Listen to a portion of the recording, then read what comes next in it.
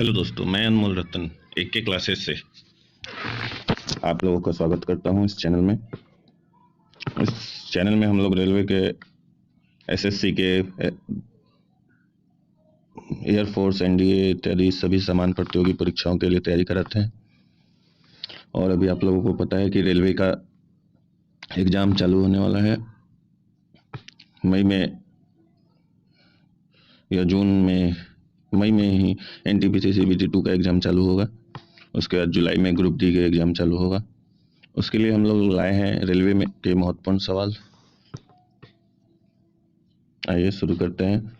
First question, fathometer का उपयोग किसे नापने के लिए किया जाता है? फेदोमीटर का उपयोग किसे नापने के लिए किया जाता है?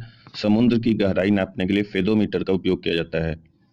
माउंट एवरेस्ट पर चढ़ने वाली प्रथम महिला कौन थी? माउंट एवरेस्ट पर चढ़ने वाली प्रथम महिला कौन थी? माउंट एवरेस्ट पर चढ़ने वाली प्रथम महिला जुंको ताबेई थी। जुंको ताबेई थी, जो कि जापान की थी। माउंट एवरेस्ट पर चढ़ने वाली प्रथम महिला।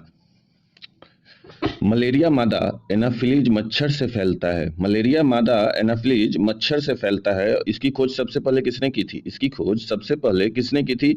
रोनाल्ड रॉस ने। किसने की थी? Ronald Ross. मलेरिया मादा एनाफिलीज मच्छर से फैलता है, इसकी खोज सबसे पहले किसने की थी? Ronald Ross. Ronald Ross. चलिए नेक्स्ट क्वेश्चन, पीलिया रोग किसे प्रभावित करता है? पीलिया रोग किसे प्रभावित करता है? पीलिया रोग यकृत को प्रभावित करता है। यकृत को पीलिया रोग प्रभावित करता है। न्यूक्लियस के बाहर डीएनए कहाँ मिलता है? न्यूक्लियस के बाहर डीएनए कहाँ मिलता है? माइटोकॉन्ड्रिया में। माइटोकॉन्ड्रिया में न्यूक्लियस के बाहर डीएनए मिलता है। भारत में वन अनुसंधान संस्थान कहाँ है स्थित है? भारत में वन अनुसंधान संस्थान कहाँ स्थित है? देहरादून, उत्तराखंड में। वन अनुसंधान संस्थान देहरादून, उत्तराखंड। नेक्स्ट क्वेश्चन, पृथ्वी का पलायन वेग कितना है? पृथ्वी का पलायन वेग कितना है? पृथ्वी का पलायन वेग 11.2 किलोमीटर प्रति सेकेंड। 11.2 किलोमीटर प्रति सेकेंड। पृथ्वी का पलायन वेग 11.2 किलोमीटर प्रति सेकेंड। लैंप की बत्ती में तेल किसके कारण ऊपर चढ़ता है? लैंप की बत्ती में तेल किसके कारण ऊपर चढ़ता है? केशिकत्व के कारण। केशिकत्व के कारण लैंप की बत्ती में तेल ऊपर की ओर चढ़ता है, केशिकत्व के कारण। पंचशील समझौता भारत और किस देश के बीच हुआ था? पंचशील समझौता भारत और किस देश के बीच हुआ था? वो हुआ था चीन के बीच। चीन और भारत के बीच में जो समझौता हुआ था वो हुआ था पंचशील समझौता। सूर्य की ऊर्जा उत्पन्न होती है। सूर्य की ऊर्जा उत्पन्न होती है नाभिकीय संलयन के कारण या उसके द्वारा। नाभिकीय संलयन के द्वारा या सूर्य की ऊर्जा उत्पन्न होती है। जैन अवेस्ता किस धर्म की धार्मिक पुस्तक है? जैन अवेस्ता किस धर्म की धार्मिक पुस्तक है? पारसी धर्म की धार्मिक पुस्तक जैन अवेस्ता है। किसी तुल्यकारी उपग्रह की पृथ्वी की सतह से ऊंचाई लगभग कितनी होती है? किसी तुल्यकारी उपग्रह की पृथ्वी की सतह से ऊंचाई लगभग कितनी होती है? वो होती है 36,000 किलोमीटर। 36,000 किलोमीटर। पृथ्वी से वो उपग्रह का दूरी कितना होगा? 36,000 किलोमीटर। जहां पे वो उपग्रह सूर्य पृथ्वी के चारों तरफ चक्कर लगाएगी। नेक्स्ट क्वेश्चन, बादल फटने का क्या अर्थ है? बादल फटने का क्या अर्थ है? भारी तूफान के साथ असाधारण रूप से भारी बरसात। बादल फटने का अर्थ है भारी तूफान के साथ असाधारण रूप से भारी बरसात। विश्व की सबसे बड़ी मीठे पानी की झील कौन सी है? विश्व की सबसे बड़ी मीठे पानी की झील कौन सी है? सुपीरियर झील है। सुपीरियर झील विश्व की सबसे बड़ी मीठे पानी की झील है। भारतीय स्टेट बैंक एसबीआई की स्थापना कब हुई थी? भारतीय स्टेट बैंक एसबीआई की स्थापना कब हुई थी? 1 जुलाई 1955। 1 जुलाई 1955 को भारतीय स्टेट बैंक एसबीआई की स्थापना हुई थी। विश्व में हरित क्रांति के जनक कौन हैं? विश्व में हरित क्रांति के जनक कौन हैं? Norman E Borlaug. Norman E Borlaug, जिन्हें हरित क्रांति का जनक या पिता भी कहा जाता है। Norman E Borlaug. दिल्ली के प्रसिद्ध जामा मस्जिद का निर्माण किसने किया? दिल्ली के प्रसिद्ध जामा मस्जिद का निर्माण किसने किया? शाहजहां ने। शाहजहां ने। दिल्ली के प्रसिद्ध जामा मस्जिद का निर्माण किसने किया है? शाहजहां ने। प्रसिद्ध संगीतज्ञ तानसेन का मकबरा कहाँ स्थित है? प्रसिद्ध संगीतज्ञ तानसेन का मकबरा कहाँ स्थित है? प्रसिद्ध संगीतज्ञ तानसेन का मकबरा ग्वालियर मध्य प्रदेश में स्थित है। ग्वालियर मध्य प्रदेश में स्थित है। चलिए नेक्स्ट क्वेश्चन, भक्ति आंदोलन को दक्षिण भारत से लाकर उत्तर भारत तक प्रचारित करने का श्रेय किसे दिया जाता है? भक्ति आंदोलन को दक्षिण भारत से लाकर उत्तर भारत तक प्रचारित करने का श्रेय किसे दिया जाता है? रामानंद जी को। रामानंद जी ने भक्ति आंदोलन को दक्षिण भारत से लेकर उत्तर भारत तक प्रचारित किया था। गीत गोविंद के रचयिता कौन हैं? गीत गोविंद के रचयिता कौन हैं? जयदेव। पाल वंश का संस्थापक कौन था? पाल वंश का संस्थापक कौन था? गोपाल। गोपाल पाल वंश के संस्थापक थे। दोस्तों, यदि मेरी चैनल या मेरी वीडियो पे आप लोगों को मेरी पढ़ाई अच्छी लग रही हो या नहीं भी लग रही हो तो वो कमेंट में आप हमें जवाब दें, मैं उस पर काम करूंगा। यदि मेरी चैनल या मेरी वीडियो आपको पसंद है तो प्लीज लाइक करें, कमेंट करें, साथ साथ चैनल को सब्सक्राइब जरूर करें। आइए नेक्स्ट क्वेश्चन। शून्य की खोज किसने की? शून्य की खोज किसने की? आर्यभट्ट। शून्य की खोज किसने की? आर्यभट्ट। किस शासक ने गंगा एवं सोन नदियों के संगम पर पाटलिपुत्र नामक नगर की स्थापना की? किस शासक ने गंगा और सोन नदियों के संगम पर पाटलिपुत्र नामक नगर की स्थापना की? उदयन। उदयन ने गंगा और सोन नदी के बीच पे पाटलिपुत्र अर्थात पटना की स्थापना की थी उदयन ने। राष्ट्रमंडल खेलों की प्रथम आयोजन कब हुआ था? राष्ट्रमंडल खेलों का प्रथम आयोजन कब हुआ था? 1930 ईस्वी में कनाडा में। हवा महल कहाँ स्थित है? हवा महल कहाँ स्थित है? हवा महल जयपुर राजस्थान में स्थित है। कहाँ? जयपुर राजस्थान में। भारत पहली बार विश्व कप क्रिकेट चैंपियन कब बना? भारत पहली बार विश्व कप क्रिकेट चैंपियन कब बना? वो 1983 ईस्वी में बना था। उस समय के कप्तान थे कपिल देव। कपिल देव जो हरियाणा हरिकेन के नाम से भी जाने जाते हैं, वो उस समय 1983 ईस्वी में जो भारत पहली बार विश्व कप क्रिकेट चैंपियन बना था, उस समय के भारतीय क्रिकेट टीम के कप्तान कपिल देव थे।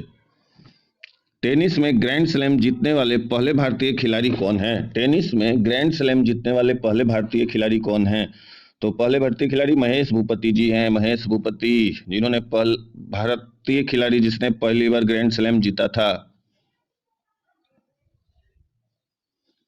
Next question. माउंट एवरेस्ट फतह करने वाली प्रथम भारतीय महिला कौन है? माउंट एवरेस्ट फतह करने वाली प्रथम भारतीय महिला कौन है? बिछेंद्री पाल। बिछेंद्री पाल।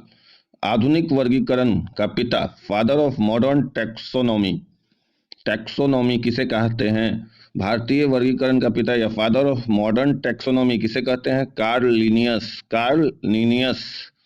जीवाणु की खोज किसने की थी? जीवाणु की खोज किसने की थी? ल्यूवेनहॉक। ल्यूवेनहॉक साहब ने जीवाणु की खोज की थी। ल्यूवेनहॉक। Next question. असवान बांध।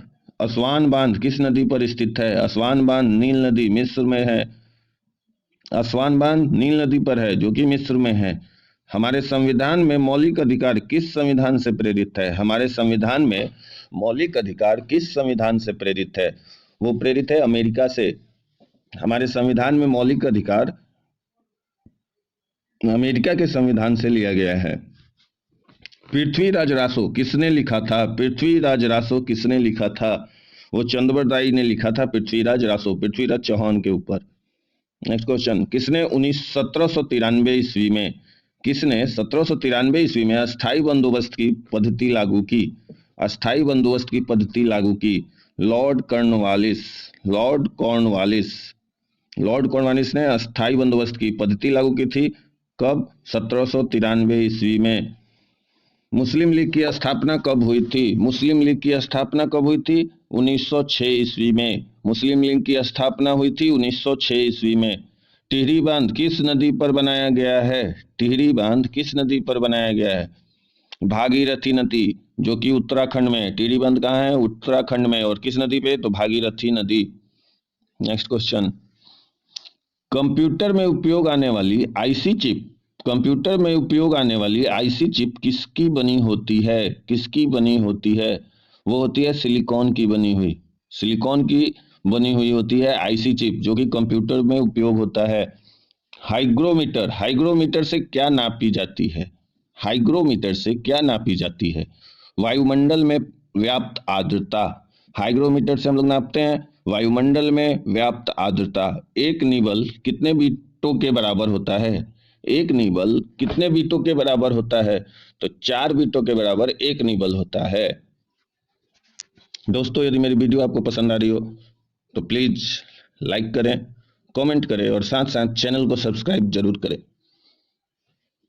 इससे हमारा मनोबल बढ़ता है दोस्तों, और हम इस पे और अधिक काम करेंगे और अच्छे अच्छे प्रश्नों को लेके आपके बीच आएंगे। चलिए नेक्स्ट क्वेश्चन।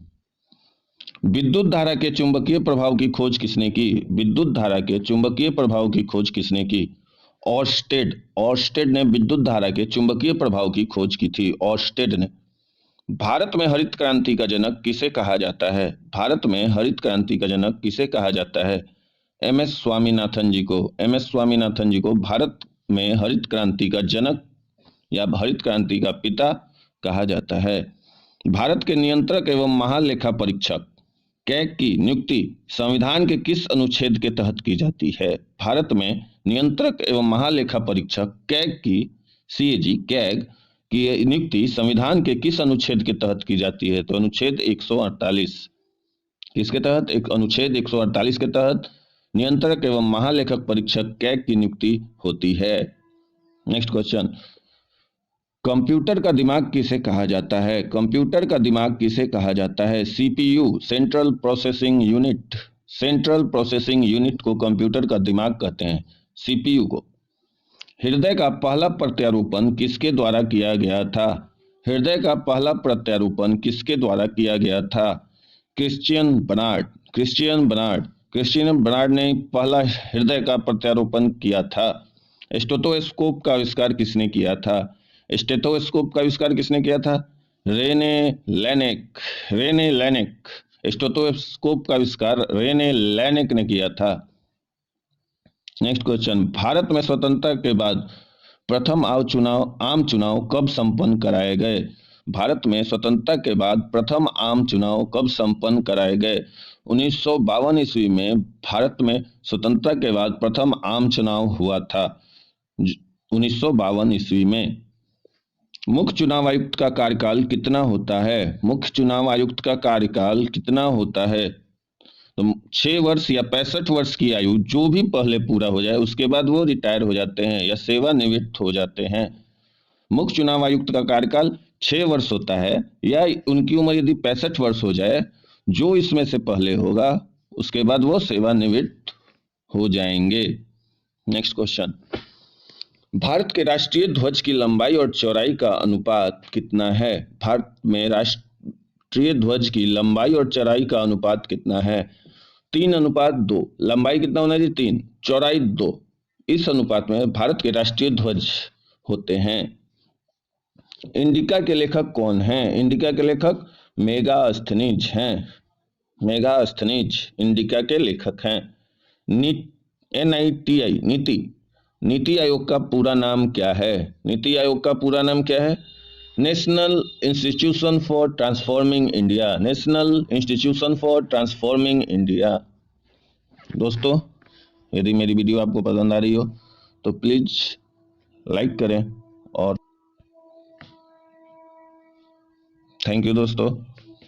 यदि मेरी वीडियो आपको पसंद आए तो प्लीज लाइक करें, कमेंट करें, शेयर भी करें, साथ साथ चैनल को सब्सक्राइब करें, जिससे दोस्तों हमारा मनोबल बढ़ेगा और हम और भी अच्छे अच्छे प्रश्नों को लेकर आप लोगों के बीच आएंगे। Thank you.